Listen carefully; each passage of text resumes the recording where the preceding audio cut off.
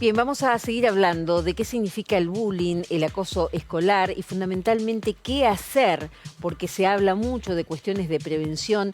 Ustedes habrán escuchado más de una vez cómo en los ámbitos escolares se dice que se trabaja el tema, pero lo cierto es que se siguen sucediendo los hechos. Así que vamos a hablar concretamente con una representante de la Fundación Libres de Bullying. La voy a saludar y en principio le voy a preguntar si su nombre se pronuncia así. ¿Marja Seisman o María Seisman? ¿Cómo le va? Hola, buen día. Buen día. ¿Qué tal? María Sisman, así como se lee, María sí. Sisman. Simplemente es mi nombre. que lleva Y. Claro. Bien, perfecto. Era más simple Y entonces. sí, así es muy simple. Bien, bien. Y escuchaba y le prestaba atención a estas tres situaciones y me parece que es importante que algunas cosas las ordenemos, digo, porque si no generan como mucha confusión a la hora de intervenir en ciertas situaciones de las escuelas. Bien. El bullying tiene características muy particulares que se refieren a la búsqueda de la humillación de un compañero o compañera a lo largo del tiempo de manera reiterada, sostenida, intencional, y va creciendo, digamos, se da entre pares en contextos escolares o no, porque si los chicos tienen que compartir un espacio recreativo o de algún tipo de educación no formal y se ven todos los días, puede pasar lo mismo. Entonces, dos pares se empiezan a vincular sometiéndose, uno tiene más poder, el otro menos poder, a la vista de un grupo que no sabe qué hacer con esa situación. Uh-huh. Esa es una forma de violencia. Sí. Hay otras formas de violencia que no son, digamos, que son distintas para la manera de abordar y entender qué es lo que la generaron. Cuando los chicos se agarran a piñas, no necesariamente es por bullying. Exacto. Cuando interviene un docente, ya no estamos hablando de bullying. Exacto. Y hay un pasaje al acto y a la agresión física que por supuesto que tiene que ser atendido, pero que no entra dentro de lo que tiene que ver con el bullying en particular. María, quiero aclararle que estamos totalmente de acuerdo con usted, con la explicación que estás dando, simplemente que lo quisimos enmarcar en hechos de violencia que lamentablemente en las últimas horas también habían ocurrido aquí en la capital de la provincia. Sí. Pero queda claro, obviamente, que el bullying es otra cosa.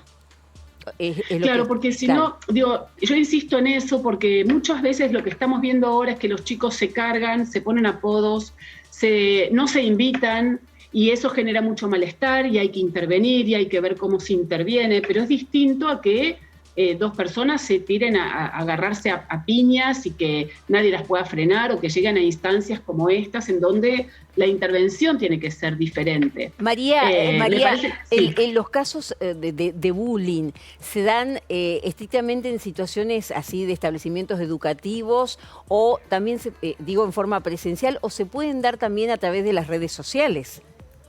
Sí, las redes sociales la verdad que generan un espacio en donde esta humillación de la que yo hablaba se expande. Claro. Porque ya no es avergonzarlo en la escuela o avergonzarlo en el club, sino que es filmar esa vergüenza y poder reproducir y replicar esa humillación exponencialmente. O sea, ya no la ven solamente los de mi escuela, sino que la ven los de mi barrio, los de todas las escuelas de mi ciudad, se sostiene en el tiempo y aparece con formas de memes, de stickers, de grupos que no incluyen, de filmaciones que degradan al otro, en donde también se pueden modificar los contenidos. Y ahí se nos va un poco de las manos en el sentido de no saber hasta dónde uno puede intervenir en esos espacios. Y sin duda ha complicado los escenarios de los vínculos entre los chicos, ¿no? ¿Se puede detectar a lo largo del tiempo, ustedes que trabajan justamente en el tema de la prevención del bullying, por qué el acosador o el que justamente está permanentemente agrediendo hace lo que hace?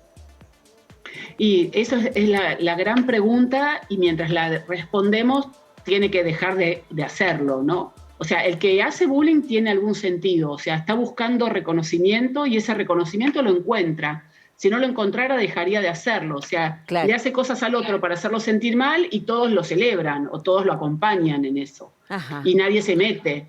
Entonces, ahí lo está encontrando. O sea, hay que encontrar ese sentido que tiene para el que lo hace, pero mientras tanto tiene que dejar de hacerlo. Después vamos a ayudarlo, vamos a entender todo lo que hay que hacer con él o con ella, pero tiene que cesar de inmediato ese maltrato, ese acoso, hostigamiento, burla, apodo, exclusión, porque de verdad lastima mucho al que lo recibe. ¿El acosador pudo haber sido acosado primero?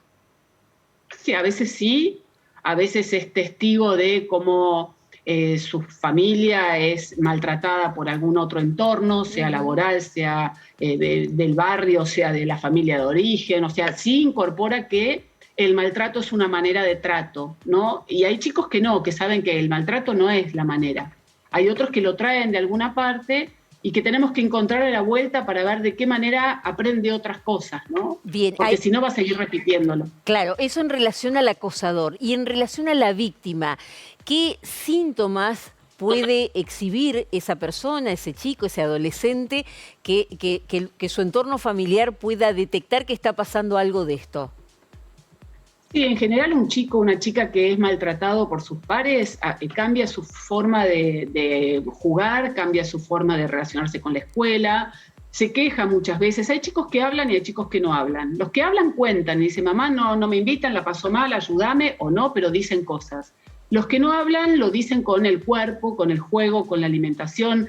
Es como una forma, siempre lo describo como que se apagan, se les va el brillo a los chicos, ¿no? Claro. Empiezan a mirar para abajo, a meterse para adentro, a cambiar su rutina, a dormir mucho o dormir nada, a comer mucho o dejar de comer, a volcarse demasiado a los espacios digitales porque necesitan controlar qué pasa o evadirse. Hay cambios de conducta, no es que de un día para el otro nos encontramos con la sorpresa de que le hacen bullying. Lo que pasa es que a veces no se considera el sufrimiento de un chico en función del chico, se lo considera en función de lo que a uno le molestaría o no. Sí, sí, sí. Y ahí cometemos un error, porque a los chicos les duele por ahí mucho no ser invitados a una fiesta, mucho. Claro. Y eso lo tenemos que evaluar desde ese lugar. Claro, me imagino que debe haber mucho también de esos adolescentes o niños que de repente o progresivamente empiezan a no querer ir a la escuela.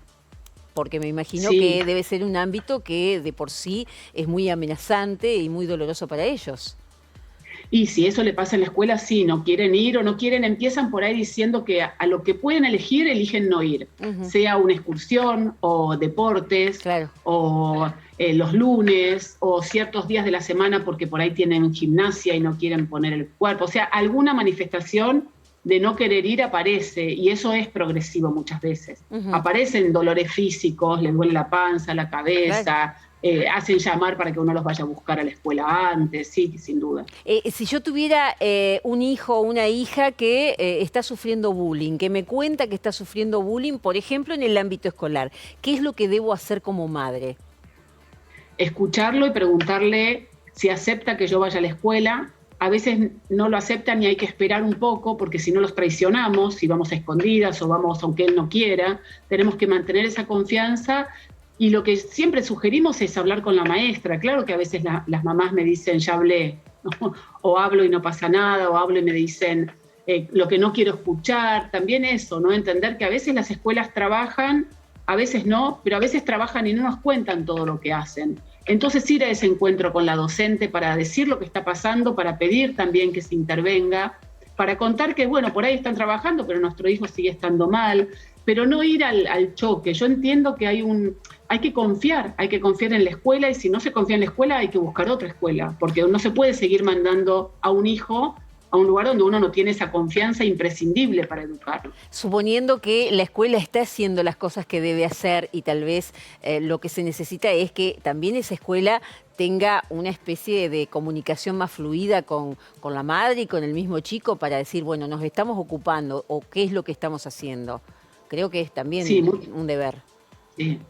Sí, uno puede pedir eso. A ver, está bien, yo no necesito saber qué sanción le ponen al que lo hace, pero sí necesito saber cómo cuidan a mi hijo, ¿no? Porque a veces las familias pedimos como saber qué es lo que hicieron con todos los demás. Y las escuelas eso no tienen por qué decirlo, pero sí garantizarnos que nuestro hijo, nuestra hija va a estar bien y Claro. que lo están cuidando, que lo están mirando.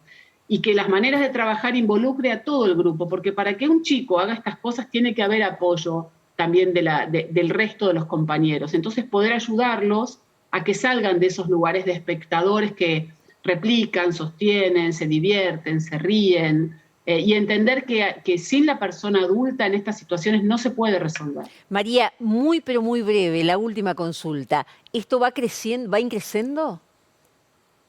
Yo creo que vivimos en un mundo de intolerancia que sí va creciendo la intolerancia. O sea, la escuela no es una isla en un mundo en donde todos nos queremos y de golpe en la escuela aparece esto.